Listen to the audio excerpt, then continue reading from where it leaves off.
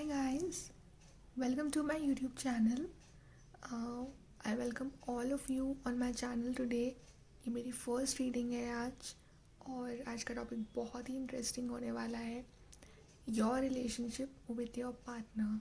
आपका और आपके पार्टनर का करंट रिलेशनशिप, उसमें क्या क्या चैलेंजेस हैं, उसका क्या फ्यूचर हो सकता है, वो सब इस रीडिंग में आई लेट यू नो। आप देख रहे हैं कि आपके आगे 3 पाइल्स हैं। This is pile 1, this is pile 2 and this is pile 3। आपको जो भी पाइल अपनी तरफ अट्रैक्ट कर रही है या इंट्यूटिवली आप जो भी पाइल चूज़ करना चाहते हैं वो आप चूज़ कर सकते हैं। फिर हम देखेंगे आगे रीडिंग में कि क्या रिज़ल्ट आता है उस पाइल का। And one more thing, this reading is a general reading. हो सकता है कि ये आपके साथ रेजोनेट ना करे, तो अगर ऐसा है तो आप मेरी दूसरी रीडिंग्स देख सकते हैं जो कि अभी आने वाली हैं।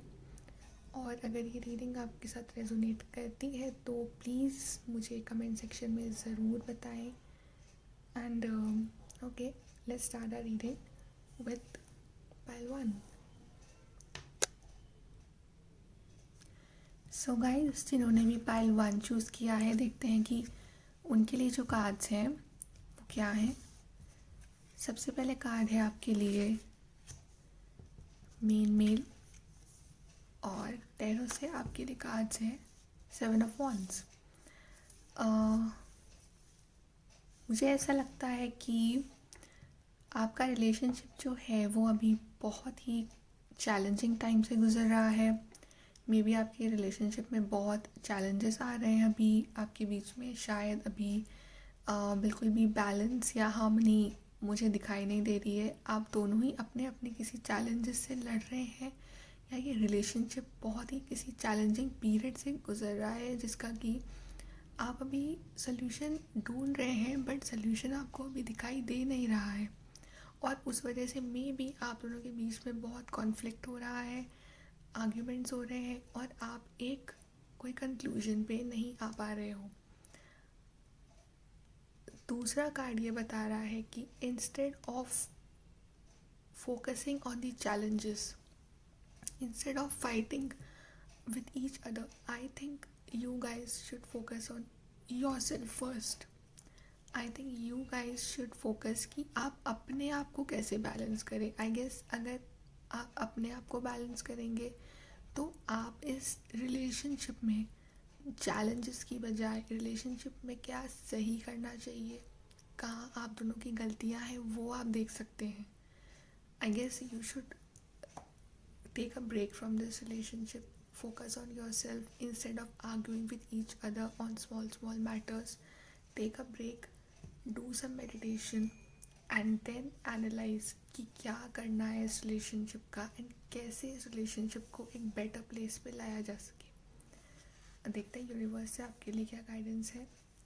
It's not as if you need anyone, exactly the universe is saying कि अभी आपको किसी की ज़रूरत नहीं है। You should just go with in your self, you should just focus on your self. Because होता ये है ना कि जब हम किसी के साथ रिलेशनशिप में होते हैं तो दोनों की एनर्जीज जो होती है वो आपस में बैलेंस रहनी चाहिए, तभी कोई रिलेशनशिप बैलेंस रहता है। अगर एक पर्सन की एनर्जी भी इम्बैलेंस है तो पूरा relationship it will become imbalance. तो अभी आप अपने आप पे फोकस करिए। अभी ये भूल जाइए कि आपका पार्टनर क्या कर रहा है, उसका कॉल क्यों नहीं आया, उसका मैसेज क्यों नहीं आया, why, what he is doing, what she is doing, no nothing. अभी आप सिर्फ अपने आप पे फोकस करिए। अभी आपको किसी की ज़रूरत नहीं है। until unless you don't heal yourself, this relationship will not be healed. Just focus on how you can make yourself a better person for this relationship. आप अपने आप को कैसे बेटर कर सकते हैं इस रिलेशनशिप के लिए। देखते हैं कि एंजल्स की तरफ से आपके लिए क्या गाइडेंस है। Move into your true self, rise above the darkness, the light is here. Exactly, the angels are also advising you that you should go into your true self, rise above the darkness and the light is here. जितनी भी darkness थी आपकी relationship में पहले, वो सब उसको भूल के उससे ऊपर उठिए और अपने आप पे अपने अंदर झांकिए, move into your true self कि आपसे क्या गलती हुई है। उसके बाद ही आप जितने भी हर्डल्स आ रहे हैं इस रिश्ते में, जो भी आपके बीच में जो कॉन्फ्लिक्ट्स हो रहे हैं, जो प्रॉब्लम्स हो रही हैं, वो सब सॉर्ट आउट हो जाएंगे अगर हम दूसरे को ब्लेम करने की बजाय हम अपनी गलतियाँ पहचान लें, अपने आप को सुधार लें, तो आधी प्रॉब्लम्स तो वहीं ख़त्म हो जाएंगी। तो I think this is for you pile 1। Now let's move on to pile 2। Okay pile 2, let's see कि आपके लिए क्या क्या कार्ड्स हैं।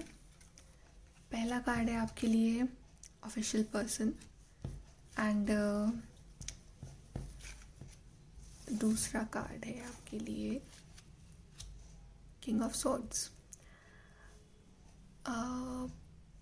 मुझे ऐसा लगता है कि आपके रिलेशनशिप में आप दोनों में से या तो आप या फिर वो कोई है जो बहुत ही डोमिनेटिंग है, जो शायद इस रिलेशनशिप को अपने हिसाब से चलाना चाहता है, जो चाहता है कि जो ये रिलेशनशिप है वो उसके हिसाब से चले, जैसा वो चाहता है वैसा हो रिलेशनशिप में, और जो कि बहुत ही unemotional, maybe very very practical, very very dominating जो है कि अपने पार्टनर को ट्रीट कर रहा हो सकता है कि वो आप हो सकता है कि वो आपका पार्टनर हो, या वो पहले ऐसा करते हो और वो मे बी कमिटमेंट से भाग रहे हो, वो इस रिलेशनशिप को ऑफिशियल ना करना चाह रहे हो, और जैसा कि वो जैसा चाहते हैं वैसा इस रिलेशनशिप में होता जा रहा है, और आपकी फीलिंग्स को, आपके इमोशंस को बिल्कुल भी वैल्यू नहीं दिया जा रहा है।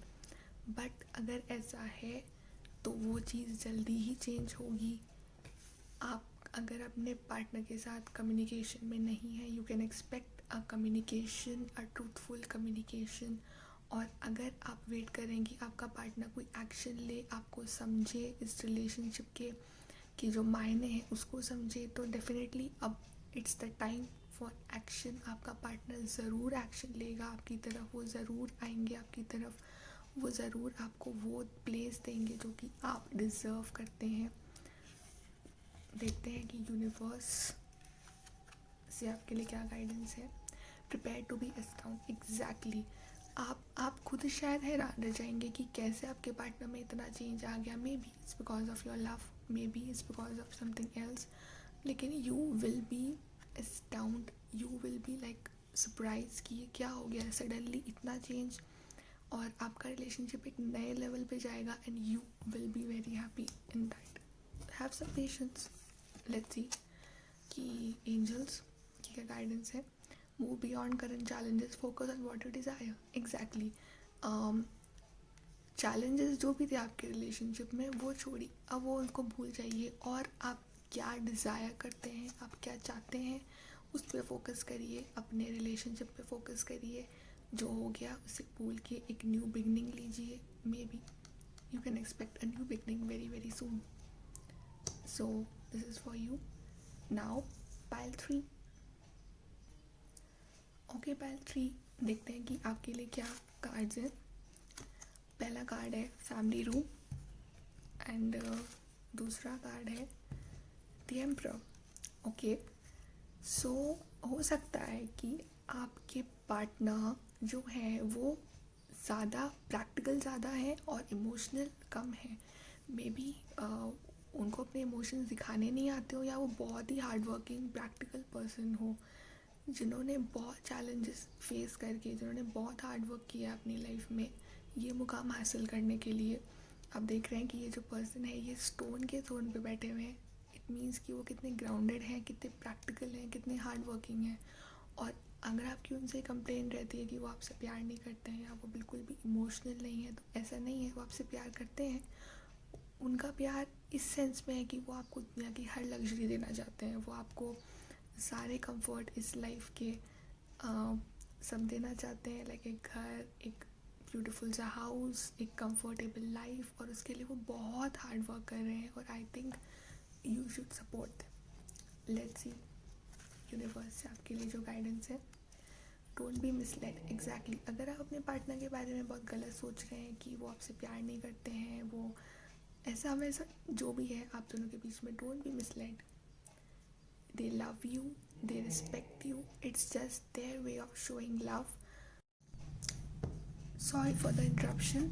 Yeah, so I was saying that they love you, they respect you, and उनके प्यार करने का तरीका मे भी थोड़ा सा अलग है आपसे. हो सकता है कि आप इमोशनल हो और वो एकदम practical hard working person, but all they want is a very committed, comfortable life with you, and this is what they want to have, a luxurious life, have a comfortable life with you, जहाँ पे आप हो, वो हो, आपकी family हो और आप बहुत ही अच्छी लाइफ जिए. So don't be misled if anyone says anything to you about them और about this relationship. Trust them, trust your love, because जहाँ प्यार है वहाँ शक नहीं हो सकता, और जहाँ प्यार है वहाँ थोड़े बहुत कॉम्प्रोमाइज़ तो चलते ही हैं. जहाँ पे not compromise in a negative way, compromise means adjustment in a positive way. You can, कि अगर वो थोड़ा कम प्यार कर रहे हैं, वो प्रैक्टिकल ज़्यादा है, तो आप उन्हें प्यार दे सकते हैं, right. Now let's see the divine guidance. Heart awakening, awaken to acceptance and divine love, give and receive in balance. Soul, लीजिए कार्ड भी आ गया आपके लिए कि अगर आपके पार्टनर बहुत प्रैक्टिकल है और मतलब they focusing on their work और you know to gain all this the power and prestige, हो सकता है उनकी हार्ट अवेकनिंग हो और वो उस डिवाइन लव के लिए जागे हो, उनको ये पता चले कि आप उनसे कितना प्यार करते हैं, तो हो सकता है वो भी एक्सप्रेसिव हो जाए और आप जैसे कि you know she is beautiful blossoming lady, आप भी बिल्कुल ऐसे ब्लॉसम करें और आपकी जो जितने भी डिज़ायर्स हैं, विशेज़ हैं, वो सब फुलफिल हो जाए अपने पार्टनर के साथ. और ऐसा होगा, there will be balance, give and receive in balance, there will be equal give and take. Just have some patience. So thank you for this reading, and if you like my reading, please like my channel, subscribe to my channel, and please let me know in comment कि ये reading आपके साथ resonate करी है या नहीं, और या और कोई topics हो जिस पे आप चाहते हैं कि I should make some new videos. So please let me know. Thank you.